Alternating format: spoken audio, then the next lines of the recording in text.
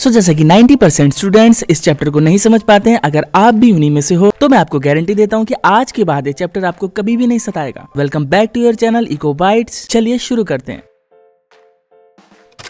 Chapter का नाम है एग्रीगेट डिमांड और ये डिमांड हम माइक्रो इकोनॉमिक्स में पढ़ते हुए आए हैं, लेकिन सिर्फ इसके आगे ये एग्रीगेट वर्ड लग गया है। तो हम माइक्रो में जिस तरह से एक इंडिविजुअल फर्म, इंडिविजुअल कंज्यूमर की डिमांड की बात करते थे, अभी हम एग्रीगेट डिमांड पढ़ रहे हैं। तो हम पूरी इकोनॉमी में होने वाली गुड्स एंड सर्विसेज की डिमांड की बात करेंगे। तो पूरी इकोनॉमी में जितनी भी गुड्स एंड सर्विसेज की डिमांड की जा रही है उसको हम कलेक्टिवली एग्रीगेट डिमांड बोल देते हैं, जो कि हमारा पॉइंट नंबर 1 भी बोल रहा है। पॉइंट नंबर 1 इज की this is demand for all the goods and services in the economy. Point number 2 बोल रहा है कि AD is measured during an accounting year. वो अकाउंटिंग ईयर जो 1 अप्रैल से स्टार्ट होता है और 31 मार्च को खत्म हो जाता है। तो एडी को हम इसी अकाउंटिंग ईयर के दौरान मेजर करते हैं। पॉइंट नंबर 3 बोल रहा है कि AD is measured in relation with level of income, और इनकम को वाई से रिप्रेजेंट किया जाता है। तो जिस तरह से माइक्रो इकोनॉमिक्स में हम डिमांड को प्राइस के रिलेशन में स्टडी करते थे, अभी जब हम एग्रीगेट डिमांड पढ़ेंगे तो ये प्राइस हो जाएगा वाई और ये क्यूडी हो जाएगा एडी। दैट मींस हम एग्रीगेट डिमांड को लेवल ऑफ इनकम के रिलेशन में स्टडी करने वाले हैं। अब पॉइंट नंबर 4 बोल रहा है कि एग्रीगेट डिमांड का रिलेशनशिप वाई के साथ पॉजिटिव होता है। पॉजिटिव रिलेशन का मतलब जब एक वेरिएबल बढ़ता है तो उसके साथ साथ दूसरा वेरिएबल भी इंक्रीज होता है। इसी रिलेशन को हम पॉजिटिव रिलेशन बोलते हैं। जैसे जैसे इकोनॉमी में लोगों का लेवल ऑफ इनकम बढ़ता है, वैसे वैसे एग्रीगेट डिमांड भी हमें इंक्रीज होती हुई दिखाई देती है। इसीलिए इनकम और एग्रीगेट डिमांड के बीच पॉजिटिव रिलेशन होता है। अब पॉइंट नंबर 5 हमें बताता है कि AD is measured as aggregate expenditure, और पॉइंट नंबर 6 हमें बताता है कि AD is express as what people plan to spend at different levels of income. ये एक बहुत ही कॉमन सा कंफ्यूजन है जो इस चैप्टर को पढ़ने वाले हर बच्चे को बनता है। तो आइए चलिए इसको भी हम डिकोड करते हैं। तो बेसिकली एग्रीगेट डिमांड 2 टाइप की होती है। एक होती है हमारी प्लान्ड एग्रीगेट डिमांड और एक होती है हमारी एक्चुअल एग्रीगेट डिमांड। तो गवर्नमेंट इकोनॉमी के लिए पॉलिसीज बनाकर प्लानिंग करती है, और हम जानते हैं कि प्लानिंग जो है वो हमेशा फ्यूचर के लिए की जाती है। अब लोग क्या खरीदने का प्लान कर रहे हैं, आखिर ये गवर्नमेंट कैसे पता लगाती है? ये पता लगाने के लिए गवर्नमेंट पास्ट ईयर का डेटा लेती है और कुछ सर्वेज लाइक आरबीआई का कंज्यूमर कॉन्फिडेंस सर्वे के डाटा का यूज करती है, और इस डेटा को यूज करके गवर्नमेंट आने वाले ईयर में होने वाली डिमांड को एस्टिमेट करती है। गवर्नमेंट इस होने वाली डिमांड को इसलिए एस्टिमेट करती है क्योंकि एग्रीगेट डिमांड एक बहुत ही इंपॉर्टेंट फैक्टर है जो कि डायरेक्टली और इनडायरेक्टली इन्फ्लेशन और डिफ्लेशन को इम्पैक्ट करता है, जिसे कि हम आगे आने वाले इस चैप्टर में पढ़ेंगे। प्लान्ड एडी को एस्टिमेट करने के बाद ईयर एंड होने पर अब समय आता है एग्रीगेट डिमांड को मेजर करने का, जिसे कि एक्चुअल एग्रीगेट डिमांड बोला जाता है और जिसको कि एग्रीगेट एक्सपेंडिचर के कॉन्टेक्स्ट में मेजर किया जाता है। तो इकोनॉमी में गुड्स एंड सर्विसेज को खरीदने पर लोगों ने जो खर्चा किया है, गवर्नमेंट सिंपली उसे एग्रीगेट डिमांड को मेजर करने के लिए यूज करती है। तो इसलिए हमें ये equation aggregate demand is equals to aggregate expenditure देखने को मिलता है। दैट मींस पूरी इकोनॉमी में लोगों ने जितना खर्चा किया होगा उतनी ही एग्रीगेट डिमांड भी रही होगी। तो इसीलिए जब भी एडी को मेजर करने की बात आएगी तो उसे एग्रीगेट एक्सपेंडिचर के कॉन्टेक्स्ट में मेजर किया जाएगा, और एडी को एक्सप्रेस हमेशा what people are planning to spend के कॉन्टेक्स्ट में किया जाएगा। फिर आगे यहाँ पे मैंने इसकी प्रिसाइज डेफिनेशन लिखी हुई है जिसका कि आप स्क्रीनशॉट ले सकते हो, जो बोलती है कि AD is the sum total of expenditure that the people plan to incur on purchase of goods and services in the economy during an accounting year at different levels of income. अब आगे हम पढ़ने वाले हैं aggregate demand के behaviour को, जिसको कि हम इस एग्रीगेट शेड्यूल के थ्रू स्टडी करेंगे।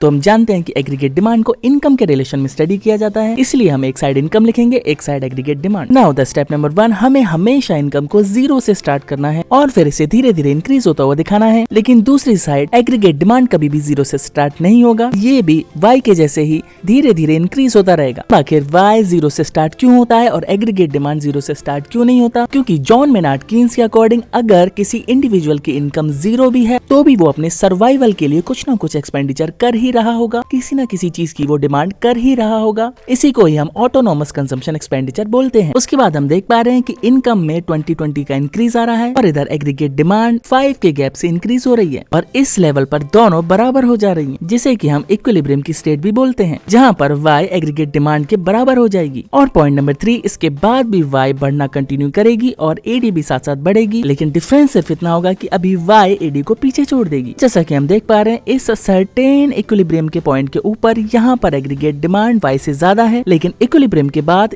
इस पॉइंट पर एग्रीगेट डिमांड वाई से कम हो गई है। तो इसके बिहेवियर से रिलेटेड कुछ 3 पॉइंट्स मैंने यहाँ पर लिख दिए हैं। पॉइंट नंबर 1 बोल रहा है कि एक्सपेंडिचर फॉर सर्वाइवल होगा जब y इज इक्वल टू 0 होगा, जिसे हम ऑटोनोमस कंजम्पशन एक्सपेंडिचर बोलते हैं। पॉइंट नंबर 2 हमें बताता है कि जैसे जैसे y यानी कि इनकम इंक्रीज होगा वैसे वैसे एग्रीगेट डिमांड भी इंक्रीज होगा, क्योंकि ये आपस में पॉजिटिवली रिलेटेड होते हैं। और पॉइंट नंबर 3 बोल रहा है कि after equilibrium AD lags behind y, यानी कि ये वाला पॉइंट, इस इक्विलिब्रियम के बाद हम देख रहे हैं कि AD जो है वो y से कम हो जा रहा है। तो आइए अब हम इसकी ग्राफिकल रिप्रेजेंटेशन को देखते हैं। इसके कर्व को बनाना बहुत ही सिंपल है। सिंपली पहले हमें x और y एक्सिस को ड्रॉ कर देना है। x एक्सिस पर इनकम या फिर GDP और y एक्सिस पर एग्रीगेट डिमांड या फिर एग्रीगेट एक्सपेंडिचर को दिखाना है। उसके बाद हमें 2 लाइनें ड्रॉ करनी है, एक लाइन जो एग्रीगेट डिमांड की होगी और दूसरी लाइन इनकम की। अब ये इनकम वाली लाइन को हम हमेशा यहाँ ओरिजिन से स्टार्ट करेंगे, क्योंकि इनकम स्टार्टिंग में 0 होती है, और क्योंकि ये y इनकम वाली लाइन ओरिजिन से स्टार्ट हो रही है इसलिए 45 डिग्री के एंगल को भी फॉर्म करेगी। लेकिन क्या एग्रीगेट डिमांड का कर्व 45 डिग्री के एंगल को फॉर्म करेगा? The answer is no, because aggregate demand कभी भी 0 नहीं होता। जैसा कि हमने अपने ऊपर स्केड्यूल में भी देखा था, जब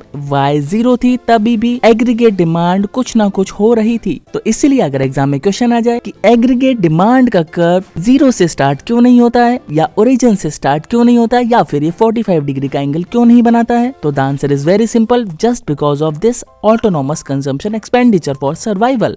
और यहाँ पर ये एग्रीगेट डिमांड में C+I क्यों लिखा हुआ है? C रिप्रेजेंट करता है कंजम्पशन एक्सपेंडिचर को और I रिप्रेजेंट करता है इन्वेस्टमेंट एक्सपेंडिचर को। दैट मीन्स इकोनॉमी में या तो कंज्यूमर गुड्स की डिमांड की जा रही होगी या फिर कैपिटल गुड्स की, जिसे कि हम आगे इसी चैप्टर में कंपोनेंट्स ऑफ एग्रीगेट डिमांड में पढ़ने वाले हैं। अब सिंपली अगर हम इस पॉइंट ऑफ इक्विलिब्रियम की बात करें तो ये वो पॉइंट है जहाँ पर इनकम बिल्कुल एग्जैक्टली एग्रीगेट डिमांड के इक्वल हो जा रही थी, यानी कि दोनों ही 40-40 हो जा रही थी। इसके अलावा हमने एक और चीज नोटिस करी थी कि इस इक्विलिब्रियम से पहले एग्रीगेट डिमांड y से ज्यादा थी, और अगर हम गौर से देखें तो इस इक्विलिब्रियम से पहले ये y की लाइन नीचे है और एग्रीगेट डिमांड की लाइन इसके ऊपर है। दैट मीन्स इस पॉइंट से पहले एग्रीगेट डिमांड इनकम से ज्यादा है, और इक्विलिब्रियम के बाद अब y एग्रीगेट डिमांड की लाइन से ऊपर हो गया है। दैट मीन्स ये जहाँ मैंने शेडिंग करी है ये वो एरिया है जहाँ पर y एग्रीगेट डिमांड से ज्यादा है, जिसे कि हमने डिटेल में इसके स्केड्यूल में ऊपर देखा था। आगे इसके कुछ पॉइंटर्स मैंने लिखे हुए हैं जिनका कि आप स्क्रीनशॉट ले सकते हो। पॉइंट नंबर 1 बोल रहा है कि AD को y एक्सिस पे शो करना है और इनकम को x एक्सिस पर। Point number 2, AD curve start नहीं होगा कभी भी ओरिजिन से because of expenditure for survival. y की लाइन जो है वो हमेशा ओरिजिन से स्टार्ट होगी और फॉर्म करेगी 45 डिग्री का angle because y is initially 0। And point number 4 is E,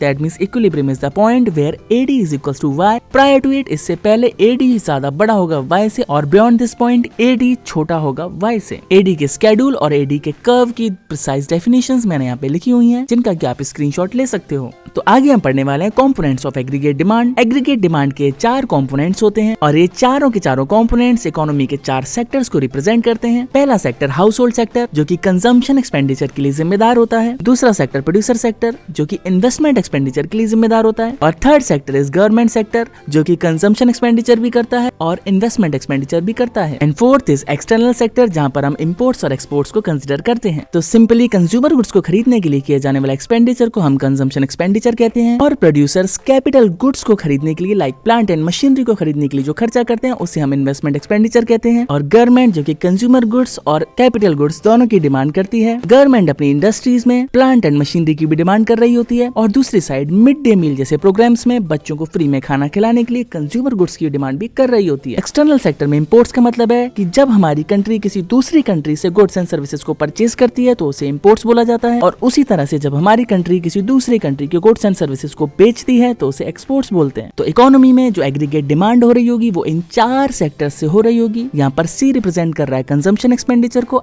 I represent कर रहा है इन्वेस्टमेंट एक्सपेंडिचर को, G stands for government expenditure, and exports को रिप्रेजेंट करते हैं X से और इम्पोर्ट को M से। अब यहाँ पर हमें क्लोज्ड इकोनॉमी और ओपन इकोनॉमी के बारे में भी जानना होगा। तो जब हम बात करेंगे एक ऐसी इकोनॉमी में जहाँ पर सिर्फ 2 ही सेक्टर्स होते हैं, उस इकोनॉमी को 2 सेक्टर क्लोज्ड इकोनॉमी बोला जाएगा। और एक ऐसी इकोनॉमी जहाँ पर 3 सेक्टर होते हैं उस इकोनॉमी को 3 सेक्टर क्लोज्ड इकोनॉमी बोला जाएगा। लेकिन एक ऐसी इकोनॉमी जहाँ पर 4 सेक्टर हैं जिसमें एक्सपोर्ट और इंपोर्ट वाला सेक्टर भी है, ऐसी इकोनॉमी को ओपन इकोनॉमी बोला जाएगा। तो बेसिकली ओपन इकोनॉमी मींस ऐसी इकोनॉमी जो ओपन होती है वर्ल्ड ट्रेड के लिए। तो अगर एग्जाम में क्वेश्चन आ जाए कि क्या 2 सेक्टर इकोनॉमी ओपन इकोनॉमी हो सकती है, द आंसर इज नो। क्या 3 सेक्टर इकोनॉमी ओपन इकोनॉमी हो सकती है, द आंसर इज नो, क्योंकि दोनों ही इकोनॉमीज में इंपोर्ट और एक्सपोर्ट नहीं होते हैं। तो क्या 4 सेक्टर इकोनॉमी ओपन इकोनॉमी होगी, द आंसर इज यस। तो आई होप आज का यह लेक्चर आपके लिए हेल्पफुल रहा होगा और इसी तरह के और भी वीडियोस के लिए बने रहिए हमारे साथ। Stay tuned.